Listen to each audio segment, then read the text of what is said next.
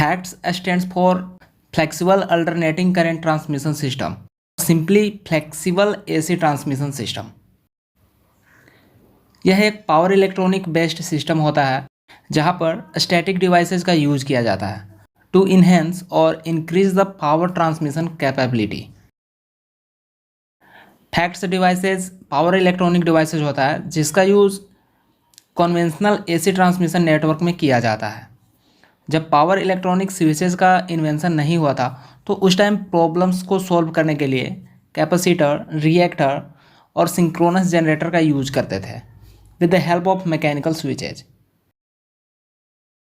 But mechanical switches को use करने में काफ़ी प्रॉब्लम्स को फेस करना पड़ता था बिकॉज मैकेनिकल स्विचेज जो होता था वो वेरी स्लो रिस्पॉन्स करता था एंड उसमें वियर एंड टीयर होने का चांस भी बहुत ज़्यादा होता था। सो इस वीडियो में हम लोग देखेंगे different types of facts controller.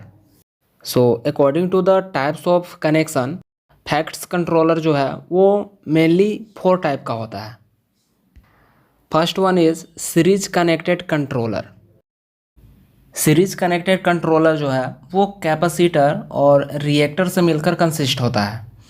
इस टाइप के कंट्रोलर का यूज़ मेन लाइन को supply as well as variable reactive power को कंज्यूम करने के लिए किया जाता है। जब ट्रांसमिशन लाइन का लोड ज़्यादा रहता है तो एक्स्ट्रा रिएक्टिव पावर का रिक्वायरमेंट होता है, इसलिए कैपेसिटर के हेल्प से रिएक्टिव पावर सप्लाई करते हैं। एंड जब ट्रांसमिशन लाइन में एक्सट्रीमली लाइट लोड होता है because of less demand of reactive power at receiving end, इस कंडीशन में सीरीज कनेक्टेड कंट्रोलर इंडक्टर के हेल्प से रिएक्टिव पावर को कंज्यूम करता है। Example of series controllers are triple S C, TCSC, TSSC। Second facts controller is shunt connected controller. Shunt connected controller main line के साथ parallel में connect रहता है। जिस पॉइंट पे कनेक्ट रहता है उस पॉइंट पर करंट को इंजेक्ट करता है। Shunt connected controller variable capacitor and inductor से मिलकर कंसिस्ट होता है। जब कंट्रोलर को पावर सिस्टम के साथ पैरेलल में कनेक्ट करने के लिए कैपेसिटर का यूज करते हैं तो उस मेथड को शंट कैपेसिटिव कंपेंसेशन बोलते हैं। जब ट्रांसमिशन लाइन मोर इंडक्टिव लोड से मिलकर कंसिस्ट होता है तो जो कंट्रोलर है वो लैगिंग पावर फैक्टर पे वर्क करता है।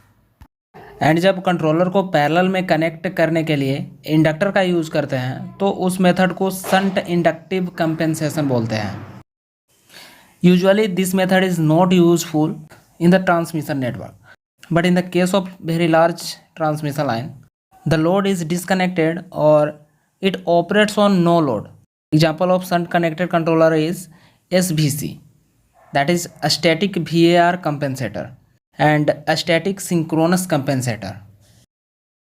नेक्स्ट कंट्रोलर है कंबाइंड सीरीज कंट्रोलर।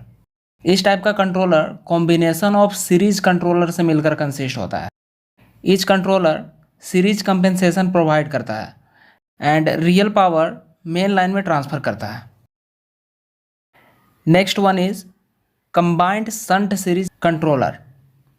इस टाइप का कंट्रोलर करंट को सीरीज में अलाउ करता है एंड वोल्टेज को शंट में अलाउ करता है using shunt controller. Objective of shunt compensation. Shunt compensation का वाइडली यूज ट्रांसमिशन सिस्टम में किया जाता है। इसके हेल्प से voltage utility and system stability को इन्हेंस करते हैं। इसमें शंट कैपेसिटर का यूज करते हैं जो कि वोल्टेज लेवल को मेंटेन करता है एंड ट्रांसमिशन लाइन में रिएक्टिव पावर को कंपेंसेट करता है। शंट कंपेंसेशन का यूज पावर फैक्टर को इम्प्रूव करने के लिए किया जाता है। Shunt compensation facts power system के साथ पैरेलल में कनेक्ट रहता है एंड कंट्रोलेबल करंट सोर्स के तरह वर्क करता है। शंट कंपेंसेशन 2 टाइप्स का होता है। अगर ट्रांसमिशन लाइन में लैगिंग लोड कनेक्ट रहता है तो लैगिंग करंट फ्लो करती है जिसको शंट कैपेसिटर के हेल्प से कंपेंसेट करते हैं। एंड अगर कैपेसिटिव लोड कनेक्ट रहता है तो लीडिंग लोड करंट फ्लो करती है जिसको कंपेंसेट करने के लिए शंट इंडक्टर का यूज करते हैं।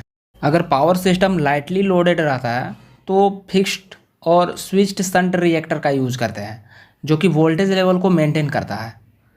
एंड जब पावर सिस्टम हैवली लोडेड रहता है तो स्विच्ड शंट कैपेसिटर का यूज करते हैं। इससे ट्रांजिएंट स्टेबिलिटी इंक्रीज होती है, सिस्टम स्टेबिलिटी इंक्रीज होती है एंड लॉसेज रिड्यूस होता है। अपकमिंग वीडियो में हम लोग स्टैटिक VAR कंपेंसेटर और SVC को समझेंगे and what are the different schemes of SVC, that is TCR, SR, FCTCR, TSC-TCR, ये डिफरेंट टर्म्स क्या होता है फैक्ट्स में, उसको हम लोग डिटेल में समझेंगे। DC ट्रांसमिशन सिस्टम का जो वोल्टेज रेगुलेशन है वो काफ़ी अच्छा होता है। इसमें ड्रॉप होने वाला जो वोल्टेज है वो एग्जिस्ट नहीं होता है due to inductive reactance. So voltage regulation will better in SVDC transmission. Next है no line loading limit. AC transmission में एक्स्ट्रा हाई वोल्टेज का एक परमिसिबल लाइन लिमिट होता है by the transient stability limit and the line reactance almost 1/3 of thermal ratings of the conductor. जबकि HVDC transmission में इस type की कोई लिमिट एग्जिस्ट नहीं होती है। इसमें corona loss and radio interface काफ़ी कम होता है, since corona loss is directly proportional to frequency. मतलब फ्रीक्वेंसी जितना ज़्यादा होगा कोरोना लॉस भी उतना ही ज़्यादा होकर होगा। जबकि DC ट्रांसमिशन का जब हम लोग यूज़ करते हैं तो DC लाइन में कोई फ्रीक्वेंसी नहीं होता है, वो फ्रीक्वेंसी लेस होती है। इसमें कंडक्टर के ऊपर जो इंसुलेशन रहता है वो कुछ इस तरह से डिज़ाइन किया जाता है ताकि एक्स्ट्रा हाई वोल्टेज इससे ट्रांसमिट किया जा सके, depending on the switching surges, not on lightning surges. Switching surges ज़्यादा सेवर होता है compare to lightning surges. Switching surges का जो लेवल है वो DC लाइन में लेसर होता है compare to AC line, hence less insulation is required in DC line. Next है reactive power compensation. AC transmission system के तरह DC ट्रांसमिशन सिस्टम में किसी टाइप का रिएक्टिव पावर कंपेंसेशन का रिक्वायरमेंट नहीं होता है। This is because of the absence of charging current and power factor operations.